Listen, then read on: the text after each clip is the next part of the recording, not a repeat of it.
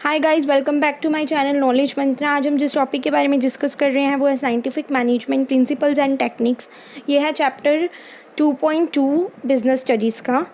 और अगर आपको ये वीडियो पसंद आती है तो do like, comment and share and also subscribe to my channel knowledge Mantra and hit bell icon so whenever I post a video you will get notification for it. So without any further delay, let's start with the video. First of all, we'll discuss about scientific management. Scientific management का मतलब क्या होता है? Scientific management का simple मतलब है कि पुरानी टेक्निक्स को ख़त्म करके नई टेक्निक्स बनाना, नई टेक्निक्स को डेवलप करना। न्यू टेक्निक्स डेवलप करेंगे वो किसके अंदर है? साइंटिफिक मैनेजमेंट में। साइंटिफिक मैनेजमेंट का मुद्दा है, साइंटिफिक मैनेजमेंट ये कहना चाहती है कि कभी भी हमें ट्रेडिशनल टेक्निक्स के ऊपर स्टक होकर नहीं रहना चाहिए, नई नई टेक्निक्स डेवलप करनी चाहिए अपने वर्क को ईजी बनाने के लिए।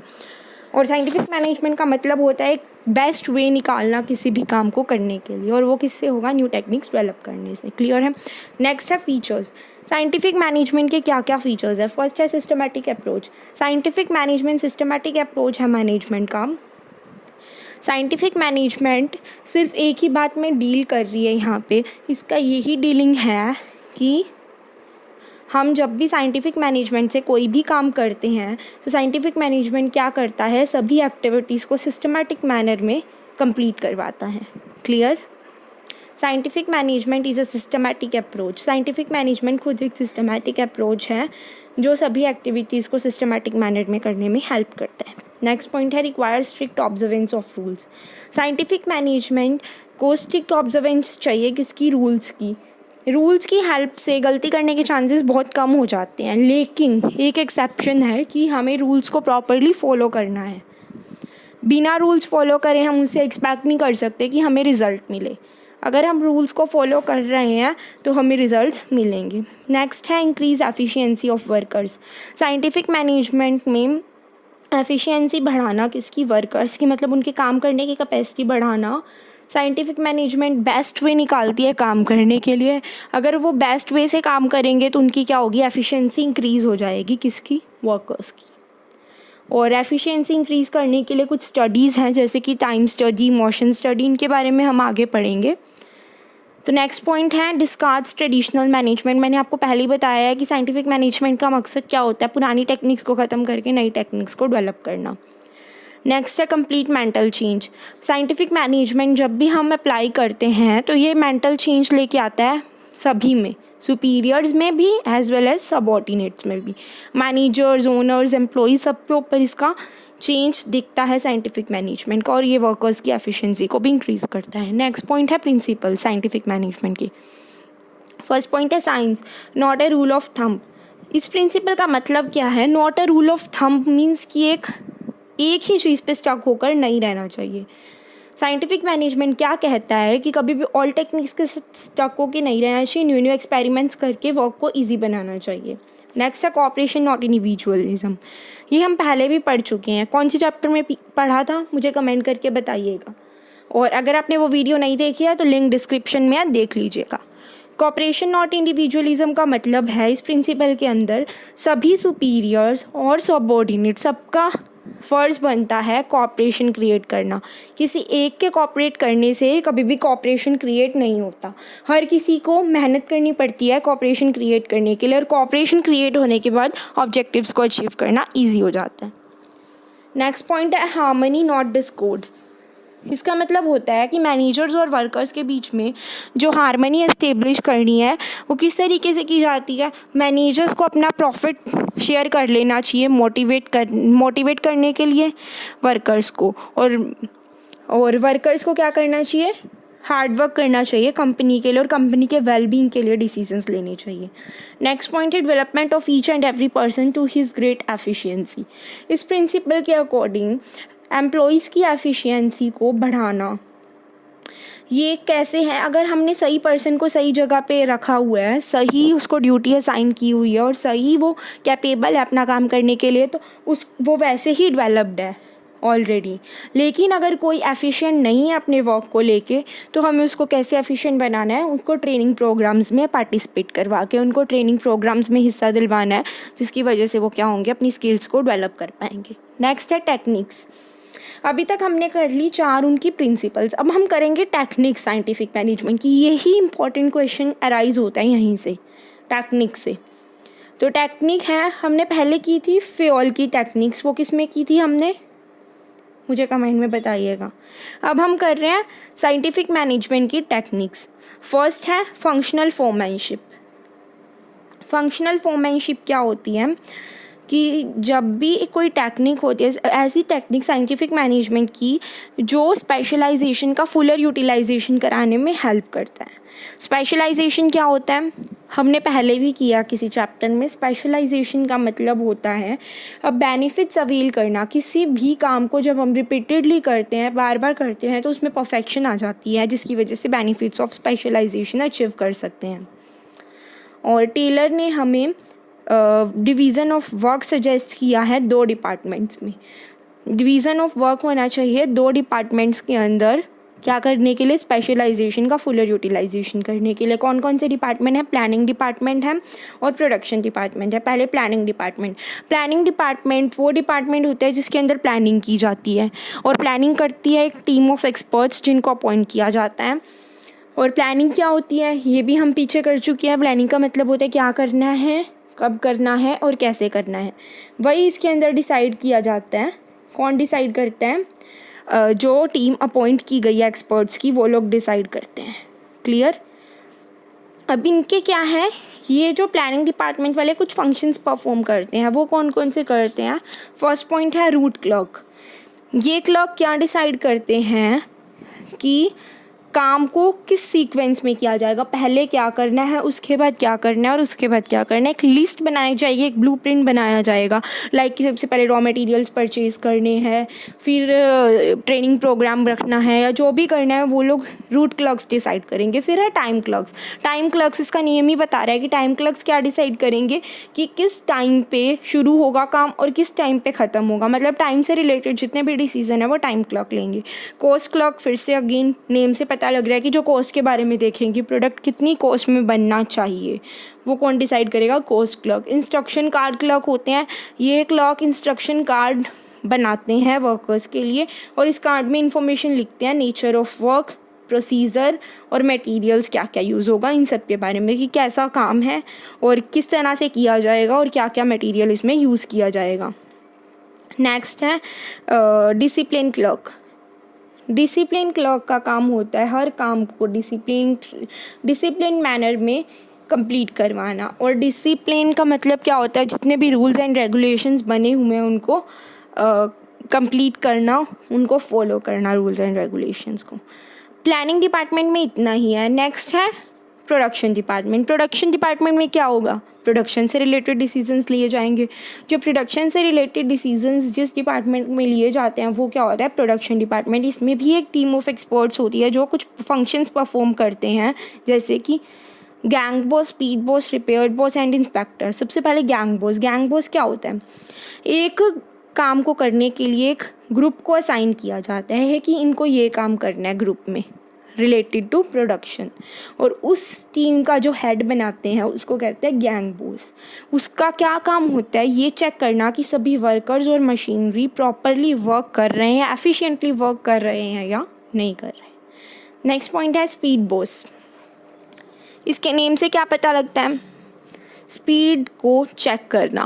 कुछ डिटरमाइन की होती है, कुछ एक्सपेक्ट की होती है कि स्पीड में ये काम होना चाहिए। अब ये स्पीड बॉस चेक करेगा कि उस स्पीड में काम हो रहा है या नहीं हो रहा, और अगर नहीं हो रहा तो क्यों नहीं हो रहा, वो उसके रिजल्ट्स निकालेगा और फिर उससे रिलेटेड करेक्टिव स्टेप्स लेंगे। नेक्स्ट पॉइंट है रिपेयर बॉस। रिपेयर बॉस होता है वो जो चेक करता है कंपनी के अंदर कि जो प्रोडक्शन चल रही है उसमें मशीन्स या टूल से रिलेटेड कोई रिपेयर की ज़रूरत तो नहीं है, अगर ज़रूरत है तो वो उस प्रॉब्लम को सॉल्व करने में हेल्प करता है। नेक्स्ट है इंस्पेक्टर। इंस्पेक्टर क्या होता है, वो सारी चीज़ों को चेक करता है और उनकी क्वालिटी, जो कंट्रोलिंग का काम है ना, वो यहाँ पे इंस्पेक्टर करता है कि क्वालिटी को कंपेयर करता है, अगर कोई फिर स्टैंडर्ड्स के साथ मैच करता है, स्टैंडर्ड्स के साथ मैच करके उसकी डेविएशंस निकालता है, अगर कोई डेविएशंस आ रही है तो उसके लिए करेक्टिव एक्शन लेता है। क्लियर है। नेक्स्ट पॉइंट है स्टैंडर्डाइजेशन ऑफ वर्क। स्टैंडर्डाइजेशन का क्या मतलब होता है, स्टैंडर्ड सेट करना किसी भी एक्टिविटी के लिए, किसी भी ऑर्गेनाइजेशन के अंदर। स्टैंडर्डाइजेशन का मतलब है स्टैंडर्ड सेट करना अलग अलग टाइप की एक्टिविटीज़ के लिए, चाहे वो एक्टिविटी रॉ मटेरियल परचेजिंग की हो, टूल परचेजिंग की हो, मशीनरी रनिंग की हो या प्लांट की हो या जो मर्जी हो ऑर्गेनाइजेशन के अंदर, हम स्टैंडर्ड्स को फिक्स करके ऑब्जेक्टिव्स को इजीली अटेन कर सकते हैं। ऑब्जेक्टिव्स क्या होते हैं? स्टैंडर्डाइजेशन ऑफ वर्क के क्वालिटी स्टैंडर्ड्स को इंश्योर करना। अगर हमने ऑलरेडी स्टैंडर्ड्स रखे हुए हैं उस चीज़ को लेके, तो हम उसकी बाद में चेकिंग कर सकते हैं और देख सकते हैं कि क्वालिटी स्टैंडर्ड्स में कोई मिसमैच तो नहीं है। नेक्स्ट पॉइंट है to establish standard of performance of man and machine. अब हमने बोला है कि हर चीज़ का स्टैंडर्ड बनेगा, तो यहाँ पे क्या बोला हुआ है? ये एक स्टैंडर्ड बनाना किसका? परफॉर्मेंस का। किस किस की परफॉर्मेंस का? मैन की और मशीनरी की। मैन पावर और मशीन पावर की परफॉर्मेंस जो हो रही है उसका स्टैंडर्ड के अकॉर्डिंग काम हो रहा है कि नहीं हो रहा। नेक्स्ट है फिक्स टाइप, साइज़ और कैरेक्टरिस्टिक के लिए एक रिड्यूस करना रेशो। मीन्स अगर हम स्टैंडर्ड सेट करके ही काम करेंगे तो हमें डिफरेंट साइजेस, डिफरेंट टाइप्स नहीं बनाने पड़ेंगे और ओवर रेट नहीं होगा किसी भी चीज़ का। नेक्स्ट है इंट्रोड्यूस आइडेंटिकल प्रोडक्ट्स। अगर मान लो उससे रिलेटेड कोई अल्टरनेटिव प्रोडक्ट्स है, आइडेंटिकल प्रोडक्ट्स है उससे मिलते जुलते जो एक दूसरे को रिप्लेस कर सकते हैं, हम इस टाइप के प्रोडक्ट्स की भी देखेंगे कि हम स्टैंडर्ड्स रख सकते हैं या नहीं रख सकते। नेक्स्ट पॉइंट है सिंप्लीफिकेशन। सिंप्लीफिकेशन का मतलब होता है अननेसेसरी चीज़ों को नहीं बनाना, एलिमिनेट कर देना अननेसेसरी क्वालिटीज़, साइज़, वेट को बनाना प्रोडक्ट्स के।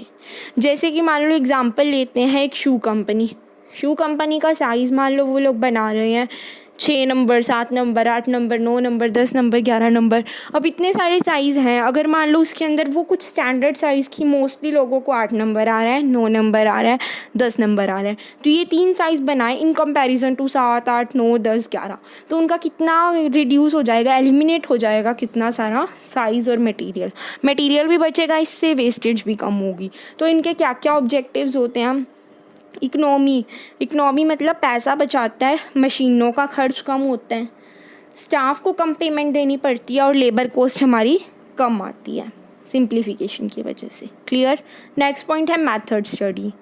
वही जो हमने साइंटिफिक मैनेजमेंट में किया है, best way to do a particular work is known to be method study. Method study का मेन ऑब्जेक्टिव होता है किसी भी काम को करने के लिए जो बेस्ट वे है उसको यूज़ करो। मेथड किसी भी चीज़ को, मतलब हम कहते हैं ना एक मेथड मिल गया हमें करने का, मतलब जो सूटेबल वे है किसी भी काम को करने के लिए वो मेथड है। नेक्स्ट है मोशन स्टडी। मोशन का मतलब होता है मूवमेंट।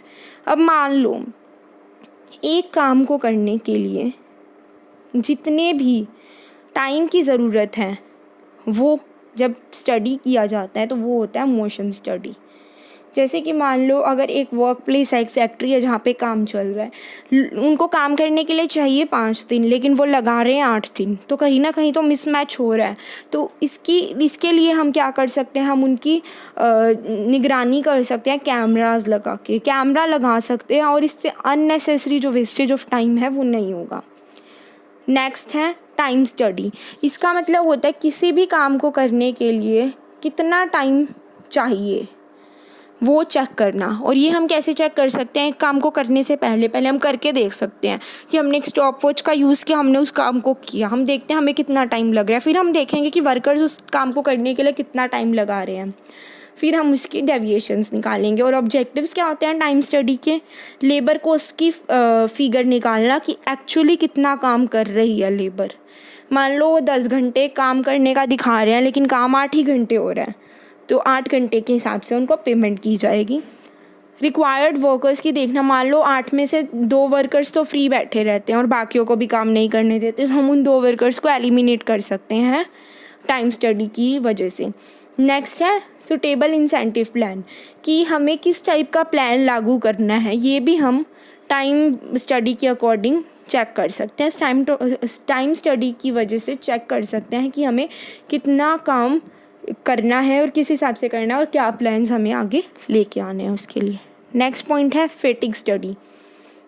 फैटिग मतलब होता है खाली घंटे, खाली टाइम। मीन्स क्या है? इसका मतलब है एक ऐसी ड्यूरेशन बनाना रेस्ट के लिए वर्कर्स के। मान लो अगर वो 3 घंटे काम करने के बाद, अगर मान लो बहुत ही मेहनत वाला काम है तो 3 घंटे के बाद उनको 15 मिनट्स का रेस्ट चाहिए, अगर हम ये एस्टिमेशन बना लेते हैं। और अगर मान लो एक छोटा सा इंटरवल अगर उनको मिल जाता है, बीच में रेस्टिंग आवर मिल जाता है, रेस्टिंग टाइम मिल जाता है, तो उसकी वजह से वो रिफ़्रेश हो जाते हैं और वो और भी एफिशिएंटली वर्क कर पाते हैं। फैटिग स्टडी एफिशिएंसी को बढ़ावा देती है। अगर मान लो हमने उनको रेस्टिंग टाइम दिया हुआ है बीच में, तो वो रिफ़्रेशली वर्क करेंगे, रिफ़्रेश हो जाएंगे, तो फिर वो क्या कर पाएंगे, अपनी फुल कैपेसिटी से वर्क कर पाएंगे। नेक्स्ट पॉइंट है डिफरेंशियल पीस वेट सिस्टम। इसका मतलब है हमें पहले क्या करना है, इस टेक्निक की साइंटिफिक मैनेजमेंट में हमें डिफ्रेंशिएट करना है एफिशिएंट और नॉन एफिशिएंट वर्कर्स को। एक तो जो काम अपनी एफिशिएंसी से, मतलब जितने वो उस काम के लिए एफिशिएंट हैं, और एक जो उस काम के लिए एफिशिएंट नहीं है। इस प्लान में 2 तरह के हम सैलरी पे कर सकते हैं उनको, एक तो स्टैंडर्ड आउटपुट और एक लेस स्टैंडर्ड आउटपुट। मीन्स कि एक पे तो हम उनके लिए रख सकते हैं जो स्टैंडर्ड आउटपुट बना रहे हैं, मीन्स जो एफिशिएंट वर्कर्स हैं उनके लिए, और दूसरी पेमेंट हम रख सकते हैं जो नॉन एफिशिएंट है। मतलब अगर मान लो 8 यूनिट्स बनानी चाहिए लेकिन वो बना 6 ही रहे हैं, जबकि दूसरे वाले 8 के 8 बना रहे हैं, तो जो 8 बना रहे हैं उनको अलग वेज दो और जो 6 बना रहे हैं उनको अलग वेजेस देंगे। क्लियर। नेक्स्ट पॉइंट है मेंटल रेवोल्यूशन। साइंटिफिक मैनेजमेंट जो होती है वो एटीट्यूड में बहुत ज़्यादा चेंज लेके आती है, मैनेजर्स के और वर्कर्स दोनों के एक दूसरे की तरफ, और उनमें क्या जगाती है, कोऑपरेशन की फीलिंग जगाती है। हम हमेशा देखते हैं कि एम्प्लॉयर्स और वर्कर्स के बीच में लड़ाई होती है, किस वजह से, प्रॉफिट के डिवीज़न की वजह से, जबकि दोनों क्या चाहते हैं कि हमें लार्ज शेयर ऑफ प्रॉफिट मिले। लेकिन जो साइंटिफिक मैनेजमेंट है मेंटल रेवोल्यूशनरी चेंज लेके आती है वर्कर्स और मैनेजर्स के लिए। जबकि क्या करना, इसके अंदर क्या करना चाहिए कि वर्कर्स को अपना एफिशिएंटली वर्क करना चाहिए और मैनेजर्स को अपना प्रॉफिट शेयर करना चाहिए वर्कर्स के साथ। अब है comparative study of Taylor and Fayol. हमने टेलर के अभी पढ़े हैं और फ्योल के कब पढ़े थे, पिछले चैप्टर में पढ़े थे। अब इन दोनों की स्टडीज़ के बीच में कुछ सिमिलैरिटीज़ हैं और कुछ डिससिमिलैरिटीज़ हैं। तो सिमिलैरिटीज़ क्या हैं, 3 पॉइंट्स हैं हमारे पास सिमिलैरिटीज़ के और बाकी डिससिमिलैरिटीज़ के। तो पहले सिमिलैरिटीज़ करते हैं। सिमिलैरिटीज़ के अंदर पहला पॉइंट है, दोनों ने मैनेजरियल प्रॉब्लम्स को सॉल्व किया है। सॉल्यूशन टू मैनेजरियल प्रॉब्लम्स, मतलब कि दोनों ने अपने एक्सपीरियंस और एक्सपेरिमेंट्स के बेसिस पे किसको सॉल्व किया, मैनेजमेंट से रिलेटेड प्रॉब्लम्स को सॉल्व किया, ऑर्गेनाइजेशन से रिलेटेड प्रॉब्लम्स को सॉल्व किया है। और ये इन्होंने किस तरह से सॉल्यूशंस दिए हैं, प्रिंसिपल्स की शेप में। क्लियर है। नेक्स्ट पॉइंट है stress on practical aspect. Means कि क्या है, टेलर एंड फ्योल दोनों ही रियलिटी से रिलेटेड काम किया इन्होंने। मीन्स कि जो रियल लाइफ में जो प्रॉब्लम्स होती है उसको फेस करते हुए, उसको कंसीडर करते हुए इन्होंने सॉल्यूशंस निकाले हैं। तो इसीलिए इन्होंने प्रैक्टिकल एस्पेक्ट को ध्यान में रखते हुए सॉल्यूशंस दिए हैं। नेक्स्ट है stress on good industrial relation. Both of experts have opinion to establish good industrial relation. अभी हमने पीछे पढ़ा है कि कोऑपरेशन दोनों को करना चाहिए। दोनों के कंसेप्ट्स में ये पॉइंट आया है कि इंडस्ट्रियल रिलेशंस, चाहे वो मैनेजर्स के हों, मैनेजर एंड वर्कर के हों, टॉप लेवल के हों या मिडिल लेवल के हों, हर किसी के बीच में एक परफेक्ट कम्युनिकेशन और कोऑर्डिनेशन होना चाहिए, जिसकी वजह से ऑब्जेक्टिव्स को अचीव करना ईजी हो जाता है। क्लियर। अब है इनके डिफरेंसेस, क्या क्या डिससिमिलैरिटीज़ हैं, हमें इसी तरह से एक्सप्लेन करना है इसको, जैसा कि आपको स्क्रीन पे दिख रहा है बेसिस लिख के। अगर हम बेसिस लिख के अपने एग्ज़ाम में लिख के आते हैं तो ये ज़्यादा इंप्रेसिव लगता है। सबसे पहले क्या पर्सपेक्टिव है, प्रोडक्शन एक्टिविटी से रिलेट करते हैं, और ये टेलर जो है वो प्रोडक्शन एक्टिविटी से रिलेट करता है, फ्योल है हायर लेवल मैनेजमेंट से रिलेट करता है।